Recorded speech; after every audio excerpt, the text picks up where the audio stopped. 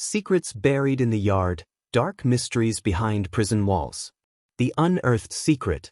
The sound of shovels hitting the ground echoed through the prison yard. Guards thought it was just another routine maintenance check. But as the dirt shifted, something cold and metallic appeared beneath the surface. It wasn't a pipe. It wasn't old construction material. It was a box. A box that had been buried deep, hidden for years. When they cracked it open, the entire yard went silent. Inside were things that should have never been there: letters, maps, and an object soaked with stains no one wanted to identify. The prison warden froze. Inmates stared from their cells, whispering through the bars. What they had just uncovered wasn't just contraband. It was a secret that could expose everything. But here's the question: who buried it, and why was it hidden under the yard where thousands of inmates walked every single day? Whispers in the yard. Before that box was uncovered, the prison yard had always been a place of tension. On the surface, it looked ordinary. Inmates working out, guards watching from towers, the routine shuffle of boots on concrete. But anyone inside knew the yard had secrets. Rumors spread that at night, strange noises came from beneath the ground. Some inmates swore they heard clinking metal, like chains being dragged. Others whispered about a hidden tunnel system, built decades ago, that no one dared to use. At first, guards dismissed these as inmate fantasies. After all, prison yards are full of tall tales. But then, strange things started happening. One inmate disappeared during yard time. Just gone. Vanished in front of dozens of witnesses. Guards claimed he was hiding, inmates claimed he was taken. No one could agree. But one detail remained. The last place he was seen was near the far corner of the yard, the same spot where the buried box would later be found. That disappearance shook the prison. Inmates grew restless. Guards doubled patrols. And deep down, everyone wondered, what is really under this yard?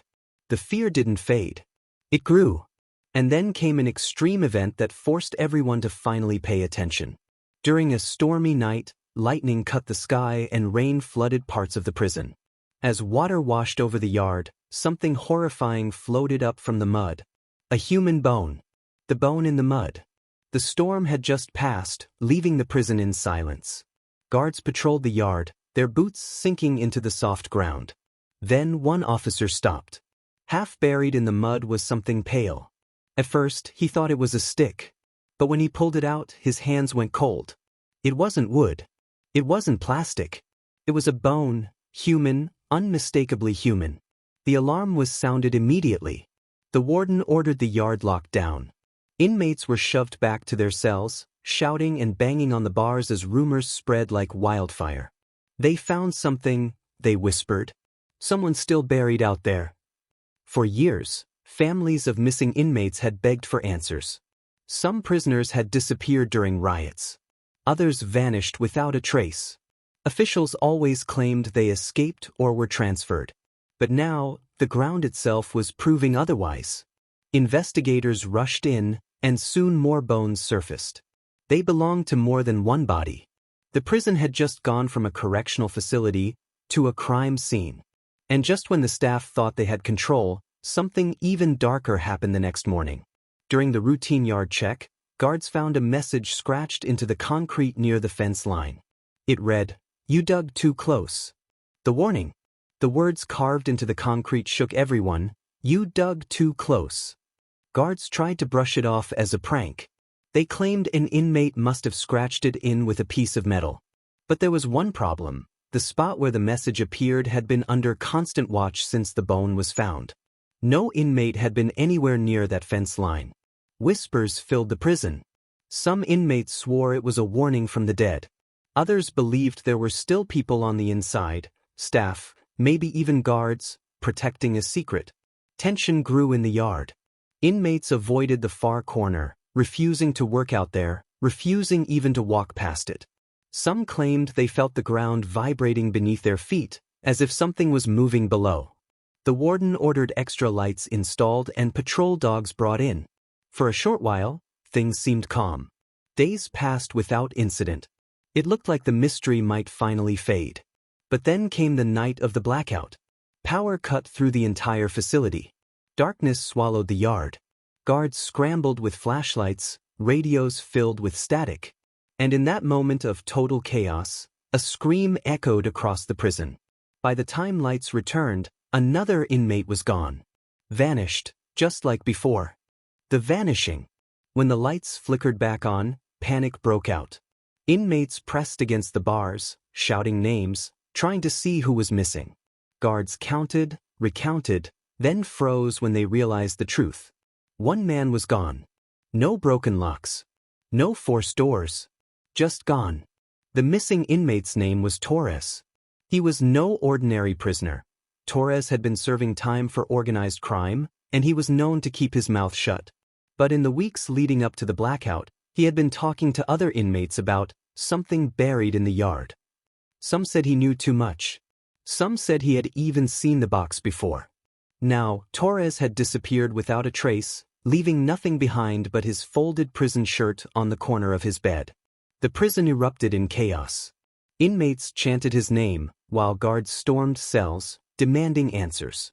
Nobody spoke. Everyone was terrified. The warden called in outside investigators. Dogs swept the yard, sniffing every inch of dirt.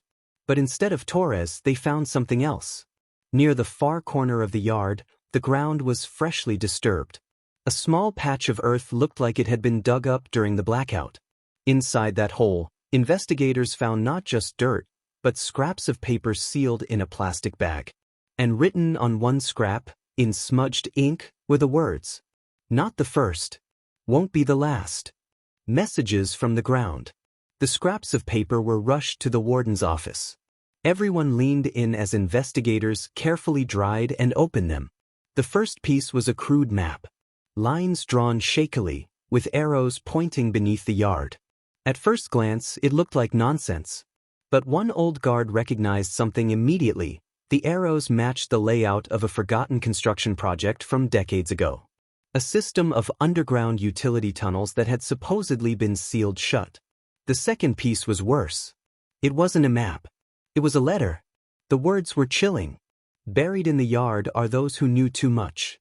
The walls keep their secrets. The ground swallows the rest. Guards demanded answers from inmates, but nobody admitted to writing it. Fear spread like wildfire. Some prisoners whispered about secret burials from riots in the 1970s. Others swore the tunnels had been used to hide contraband or bodies. The prison locked down for days. Search teams with drills and metal detectors combed the yard. At first, they found nothing. Just dirt, stone, and rusted pipes. But then, one drill hit something hollow. The sound rang out like a bell beneath the earth. Everyone froze. The investigators dug quickly, pulling back chunks of soil until a dark opening yawned beneath their boots. They had found one of the tunnels. And inside that tunnel, barely visible in the beam of a flashlight, was the outline of something slumped against the wall. It wasn't moving. The tunnel below. The tunnel was narrow, damp, and smelled of rust and decay. Investigators lowered themselves in carefully, flashlights cutting through the darkness. There was, slumped against the wall, the tapping in the dark. The tunnel fell silent except for the dripping of water and the faint, steady tapping echoing from deeper underground. At first, the investigators thought it might be water dripping onto metal. But the rhythm was too perfect. Too intentional. It sounded like a code. The guards inside froze, gripping their flashlights tighter. One of them whispered, "That's Morse. Someone's signaling." The warden ordered everyone out immediately, fearing an ambush. But before they could climb back to the surface, a rush of cold air swept through the tunnel, as if something had shifted below. Dust rained down from the ceiling. Once back in the yard, the team tried to trace where the tapping had come from. The tunnel branched off in multiple directions, leading further under the prison grounds. Some of those branches had been crudely sealed with bricks and concrete. Others were still wide open, stretching into pitch-black corridors. That night, inmates refused to sleep.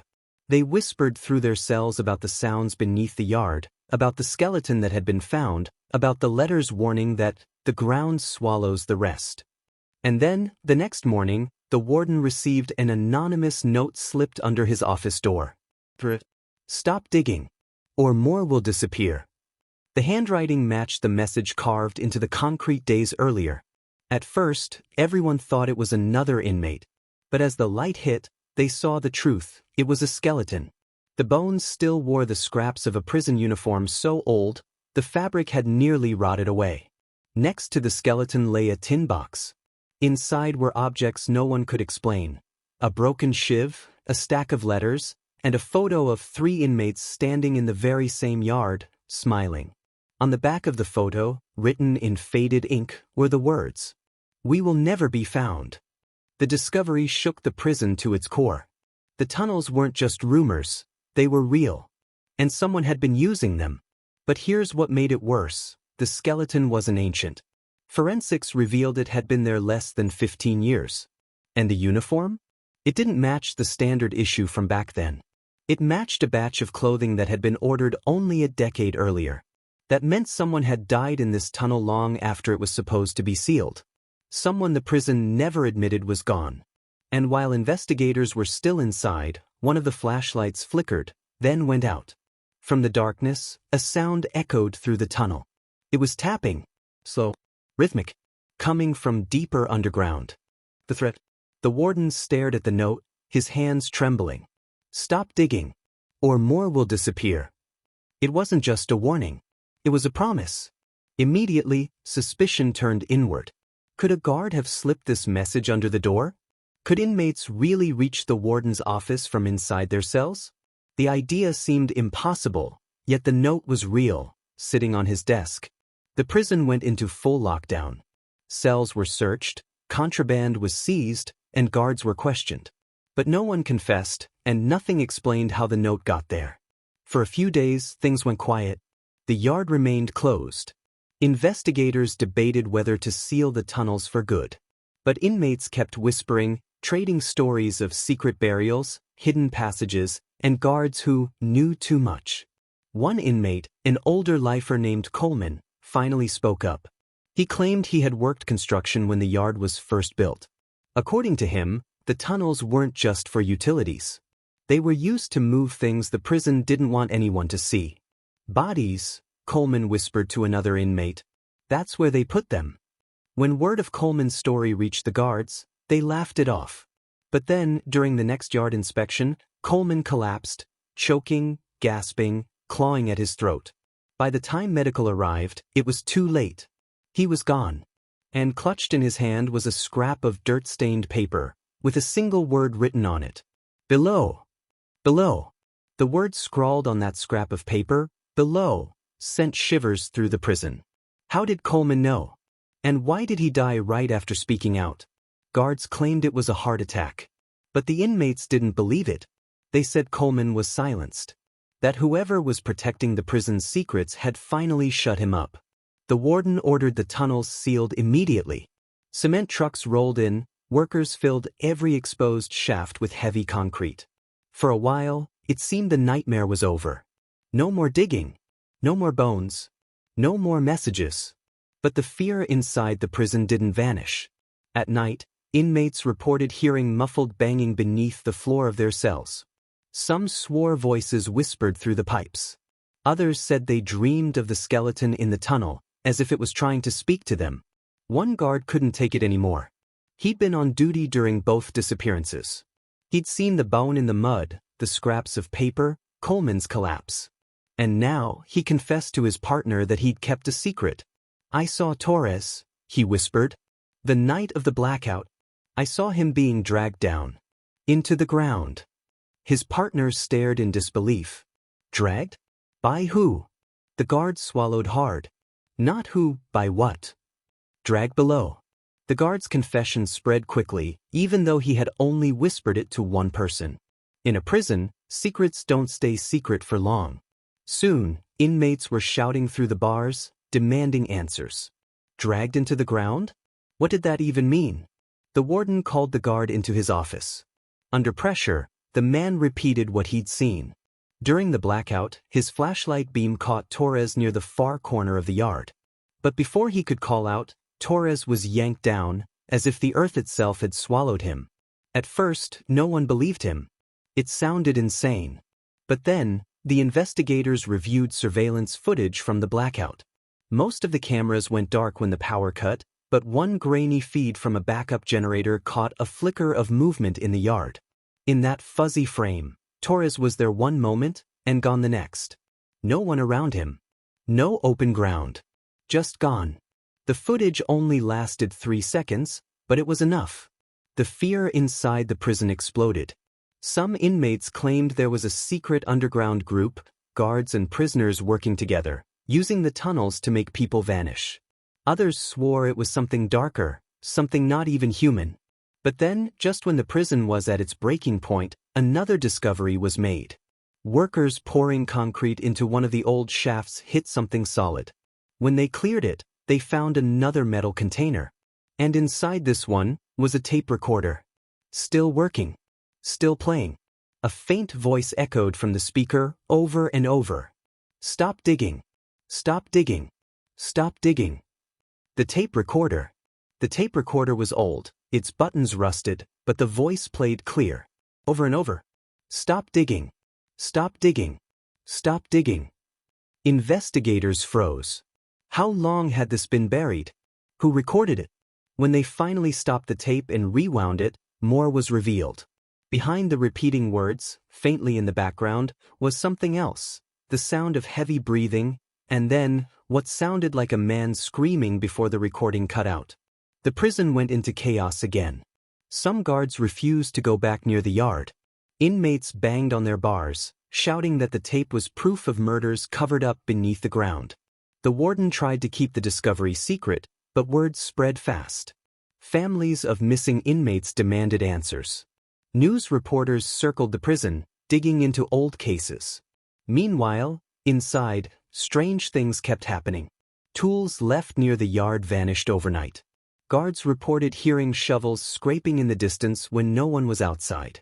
Then came the night of the second blackout. The lights cut, alarms blared, and this time, it wasn't just one inmate who vanished. When the power came back, 3 prisoners were gone. All from the same block. And scratched into the dirt where they had been standing were the same words from the tape. "Stop digging." The second blackout. The second blackout rattled the prison harder than any riot ever had. 3 inmates gone in a single night. No trace, no noise, no broken locks. Just vanished. The yard became the center of attention once again. Investigators swept every inch, digging deeper, sealing every open tunnel, checking every camera. But just like before, the evidence was maddeningly thin. This time, however, something was left behind. Near the far corner of the yard, the cursed corner where the first bone was found, a patch of earth looked freshly disturbed. When the ground was opened, the searchers didn't find bones. They didn't find letters. They found a hollow wooden box, half-rotted from moisture. Inside were dozens of inmate ID tags. Each one belonged to a prisoner officially listed as transferred over the last 20 years. None of those men had ever reached another prison. The discovery shook the system. The warden tried to explain it away, saying paperwork errors and old record-keeping could explain the tags. But the investigators knew better. Someone or something was keeping track of the missing, and the IDs had been hidden underground on purpose. As guards and investigators argued about what to do next, the inmates began to riot.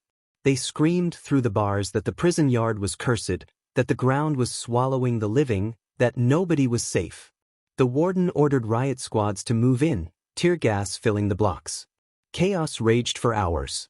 And when the smoke finally cleared, one more body was found, but not an inmate this time. It was a guard. Face pale, eyes wide open in terror, and clutched in his hand was another scrap of paper. On it in smeared ink were 2 words. "Not done. Not done." The guard's body lay in the corridor, his face frozen in terror, his hands still clutching the paper that read, "Not done." It was the clearest sign yet that whatever force had been swallowing people into the ground wasn't finished. It was still active. Still claiming victims. The warden tried to calm the staff, insisting it was all coincidence, panic, superstition, inmates playing tricks. But no one believed him anymore. Guards began calling in sick, refusing to patrol the yard. Some even quit on the spot, walking out through the gates and never looking back. Inside, fear turned into fury. Inmates banged on their bars for hours, demanding protection, demanding to know the truth. They shouted that the yard was cursed, that the tunnels were alive, that anyone who went near them was marked. One night, a group of inmates decided to take matters into their own hands. During yard time, they distracted the guards and broke through the weak fencing around the far corner. Their goal was simple: to dig up the truth themselves. But within minutes of clawing at the earth, the ground beneath them gave way. A sinkhole opened like a mouth, swallowing dirt, stones, and 2 men whole. The rest of the yard erupted in screams as guards rushed to pull survivors back. The sinkhole closed almost as fast as it opened, leaving nothing behind but a patch of loose soil. And the 2 inmates who fell inside? They were never seen again. The sinkhole.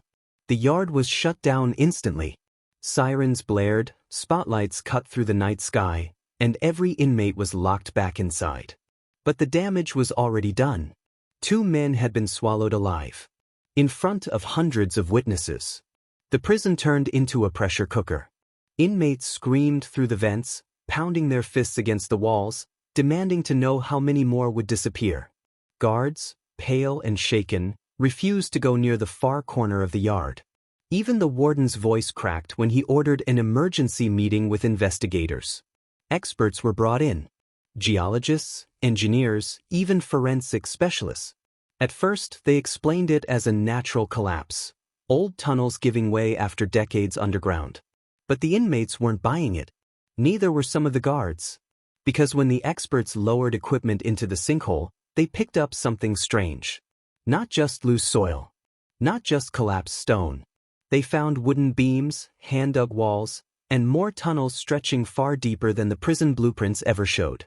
And in the feed from one of the cameras lowered into the hole, there was something else, something chilling. On the tunnel wall, scratched into the wood, were 3 words. "We are waiting." The footage cut out seconds later. "We are waiting." The footage from the lowered camera shook everyone who saw it. The words carved into the wooden tunnel beams, "We are waiting," were fresh. The grooves were sharp, the wood splintered. That meant someone had carved them recently. But who? The tunnels had supposedly been sealed for decades. No inmate had official access. No guard admitted to entering. And yet, the evidence was right there. The prison staff were split. Some demanded the tunnels be permanently collapsed with heavy concrete and steel, buried forever. Others argued that they needed to go deeper, to find out what else was hidden. The warden hesitated. He feared both choices. Meanwhile, the inmates grew restless. Whispers spread through the blocks that the waiting ones weren't human at all, that they were the ghosts of those buried under the yard, pulling others down to join them. Tensions reached a breaking point. One night, a group of guards on tower duty reported seeing movement in the yard even though it was completely empty. Dark figures, walking slowly, circling the far corner. When floodlights hit, the yard was empty. Nothing there. The next morning, another hole was found near the same spot. This time it wasn't big enough to swallow anyone, but inside it was something far more disturbing. A freshly dug jar, sealed with wax. When investigators opened it, they found folded scraps of cloth inside. Prison uniforms. Stained, torn, and written across the fabric in thick black marker were the words, "Next it's you." The jar. The jar sent shockwaves through the prison. Guards who saw its contents refused to return to the yard. Even hardened inmates who laughed at ghost stories stayed quiet in their cells, eyes wide with fear. The warden tried to keep the discovery secret, but word always found its way around. Soon, the whispers spread, "They've marked the next victim." Investigators studied the cloth inside the jar. Each torn piece had numbers stitched on the edge, inmate numbers. When they cross-checked them with prison records, something terrifying surfaced. Every number belonged to an inmate who had gone missing from the facility over the last 20 years. Except one. One number belonged to someone who was still alive. That inmate's name was Harris. He was a lifer, locked up for armed robbery, and had been inside for nearly 30 years. When guards came to question him, they found Harris sitting in his cell, rocking back and forth, clutching a small notebook. Inside that notebook were sketches. Dozens of them. Drawings of tunnels, the yard, and faceless figures standing in the dark. When asked what they meant, Harris muttered the same thing over and over. They told me to draw. They told me to wait. They told me it's almost time. That night, Harris vanished from his locked cell. No broken bars. No tampered locks. The door had never even opened. On the floor where he had been sitting, the guards found one last sketch. It showed the prison yard, the far corner, and a hole wider than all the others. Beneath it were 3 words written in shaky handwriting. It opens soon. It opens soon. The sketch left behind by Harris spread panic through the prison. Guards whispered about quitting, inmates begged for transfers, and the warden's voice cracked every time he tried to reassure anyone that things were under control. But they weren't. The investigators brought in ground-penetrating radar to scan the far corner of the yard. At first, the screens showed only rock and soil. But as the machines probed deeper, a massive void began to appear beneath the earth. It wasn't a single tunnel. It was a network. A labyrinth. The scans revealed chambers large enough to fit dozens of people, connected by branching passageways that stretched far beyond the prison walls. Some even seemed to curve back toward the main cell blocks. When the technicians adjusted the settings, the room went silent. Because deep inside one of those chambers, the radar picked up heat signatures. Multiple of them. Something, or someone was alive down there. The warden immediately ordered the yard sealed off with heavy fencing. Guards were doubled at every post, and no inmate was allowed outside. But it was too late. That night, inmates in the lower tiers reported hearing voices through the vents. Not whispers this time. Chants. Low, steady chants repeating from the direction of the yard. Over and over again. It opens soon. It opens soon. And then, just before dawn, the ground shook hard enough to rattle the bars. Dust poured from the ceiling. Lights flickered. The whole prison trembled. When it finally stopped, everyone knew one thing. Whatever was below was trying to come up. The awakening. The tremor left the prison in chaos. Inmates screamed through their bars, guards rushed with weapons drawn, and alarms howled across the complex. But in the yard, where the quake had been strongest, something had changed. The far corner, the cursed spot, had collapsed completely. A wide, gaping hole yawned open, far deeper than any tunnel they'd discovered before. When floodlights swept across it, the air that rose from below was cold and foul, carrying with it the smell of damp earth and something metallic. The chants had stopped. Silence hung heavy over the prison, broken only by the distant echo of dripping water. Investigators lowered cameras into the new pit. What they saw made them shut it off almost instantly. Rows of uniforms, not just 1 or 2, but dozens, hung neatly on the walls of the chamber below. And beneath them, lined up like offerings, were hundreds of ID tags, all the missing men. But there were more. Much more. In the shadows, shapes moved. Too many to count. The feed cut. The warden ordered the hole sealed at dawn. Cement trucks poured for hours, covering the yard in thick, hardened stone. He told the press it was a safety repair. He told the families of the missing that records had been lost, nothing more. But everyone inside the prison knew the truth. The chants. The bones. The jars. The messages. They weren't just coincidences. Something was buried in that yard. And it wasn't gone. Secrets buried in the yard. To this day, the prison stands, its walls looming over the land like silent sentries. The yard looks calm, quiet, ordinary, a place for inmates to walk, guards to patrol, nothing more. But those who were there remember the words. The warnings carved in wood and stone. The notes that slipped through the cracks. The voice on the tape. Stop digging.